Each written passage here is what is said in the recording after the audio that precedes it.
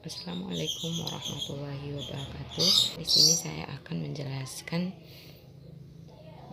materi tugas tentang perencanaan pembelajaran. Nah, yang pertama yaitu tentang prosem, program semester. Nah, di dalam prosem ini terdapat tema dan subtema.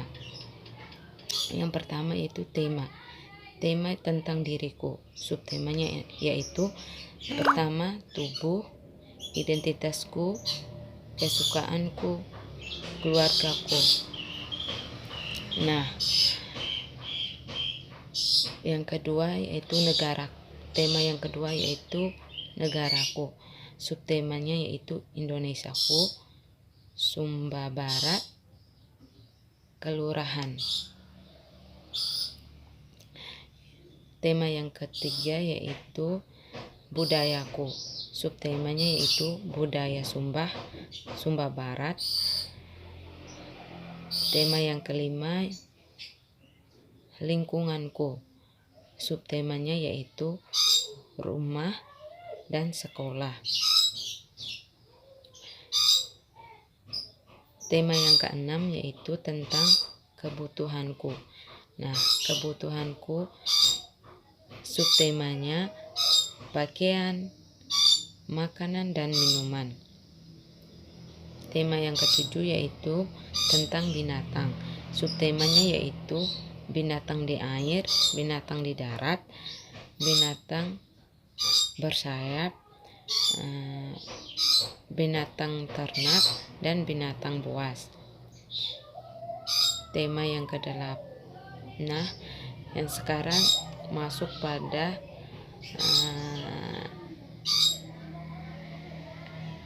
tema yang ke-8. Yang pertama yaitu tanaman. Temanya itu tanaman. Nah, subtemanya buah, sayur, dan tanaman hias. Yang ke-9 yaitu kendaraan. Subtemanya yaitu sepeda, motor, dan mobil. Subtema yang ke-10 yaitu tentang alam semesta. Tema yang 10 yaitu tentang alam semesta. Subtemanya yaitu tanah, air, api, udara, matahari, dan sawah. Tema yang ke-11 yaitu alat komunikasi. Subtemanya yaitu televisi dan handphone. Radio juga. Yang ke-12 yaitu tema tentang pekerjaan. Nah, subtemanya macam-macam pekerjaan. Yang pertama yaitu pedagang atau penjual. Kedua yaitu guru. Ketiga yaitu polisi. Nah, sekarang masuk dalam perencanaan atau rencana pelaksanaan pembelajaran mingguan atau RPPM. Nah, di dalam RPPM ini terdapat subtema yaitu tentang binatang di air. Nah, tujuannya itu agar anak dapat mempercayai Allah melalui ciptaan-ciptaannya. Yang kedua, anak terbiasa menjaga dan merawat binatang, menyayangi ciptaan Tuhan. Yang ketiga, anak dapat mengenal bagian-bagian tubuh hewan, fungsinya, seperti ikan. Yang keempat yaitu anak terbiasa berperilaku rendah hati. Subtema yang kedua yaitu binatang di darat. Nah, binatang di darat tujuannya itu supaya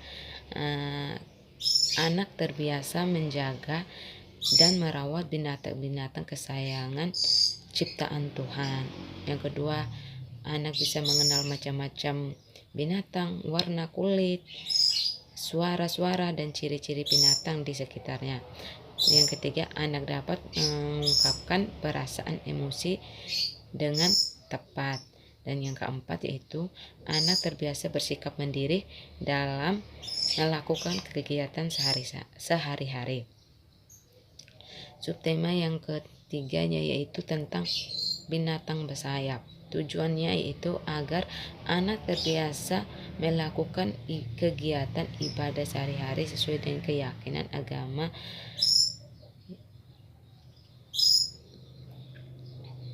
dan mengetahui cara hidup sehat yang merawat dan membersihkan rumah binatang. Anak dapat mengelompokkan binatang-binatang bersayap berdasarkan bentuk, warna, dan ukurannya dan ciri-ciri lainnya. Dan yang keempat, tentang anak dapat mengungkapkan apa yang dirasakannya dengan bahasa yang tepat. Nah, yang kelima yaitu yang keenam yaitu tentang binatang ternak. Nah, tujuannya yaitu anak terbiasa mengungkapkan keagungan Allah dengan mengucapkan kalimat thayyibah. Dan yang kedua yaitu anak terbiasa hidup sehat, memberi makan, menjaga dan merawat binatang. Yang ketiga yaitu anak mengenai huruf-huruf dari nama-nama binatang atau nama-nama hewan yang dikenalnya. Yang keempat, anak mampu bersabar dan rendah hati dalam bertindak. Subtema yang kelima yaitu tentang binatang buas. Nah, dalam RPPM ini menjelaskan subtema binatang buas. Nah, anak bisa mengenal dan terbiasa melakukan kegiatan ibadah sehari-hari tuntunan orang dewasa. Yang kedua, anak dapat mengenal macam-macam binatang buas dan cara menghindari bahayanya. Yang ketiga, anak dapat menghargai diri sendiri dan orang lain. Dan keempat, anak dapat mengenal keasrakan awal melalui kegiatan bermain. Yang berikutnya kita masuk di rencana pelaksanaan pembelajaran harian atau RPPH. Nah, di dalam kegiatan RPPH ini terdapat materi kegiatannya yaitu tentang binatang ciptaan Allah, mengenai macam-macam binatang di air, melatih keterampilan motorik halus, motorik kasar dan halus, mengenal cara menjaga dan merawat binatang. Anak terbiasa bekerja secara kreatif, mengelompok benda-benda berdasarkan bentuk, warna, ukuran, fungsi, dan jumlah bilangan. Mengenal nama binatang, bagian-bagian tubuh dan fungsinya. Memiliki sikap yang rendah hati, menceritakan kembali yang sudah didengarnya, dapat menyelesaikan gagasannya hingga tuntas, dan membuat karya seni sesuai dengan gagasannya, dan juga berbagai karya dan aktivitas seni. Nah, kegiatan awal pembelajaran dimulai sebelum 30 menit, yaitu yang pertama yaitu bermain, yang kedua berbaris, salam berdoa dan menyanyi bersama, yang ketiga yaitu sholat sunnah duha. Nah, kegiatan dalam pembelajaran pelaksanaan RPPH, yang kegiatan pertama yaitu tentang persepsi atau memberi arahan kepada anak. Nah, yang selama waktunya durasinya 40 menit sebelum pembelajaran dimulai. Nah, yang kedua menjelaskan tentang tema kegunaan binatang, seperti memberikan materi tentang binatang seperti binatang yang ada di hutan, binatang yang ada di air, binatang yang ada di darat, dan lain sebagainya. Yang ketiga penguatan materi pagi, seperti kita sebagai guru menanyakan lagi, apa sih anak-anak yang belajar tadi malam, kegiatan apa yang dibelajarkan anak semalaman, apakah mereka masih mengingat apa yang dikatakan gurunya. Nah kegiatan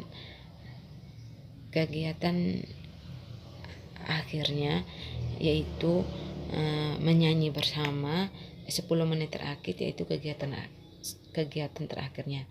Nah, menyanyi bersama, doa pulang, dan salam. Nah, dalam kegiatan terakhir yaitu guru memberikan kepada anak untuk bernyanyi bersama. Setelah itu berdoa dan pulang. Mungkin itu saja yang bisa saya sampaikan. Apabila ada kekurangan, saya mohon maaf.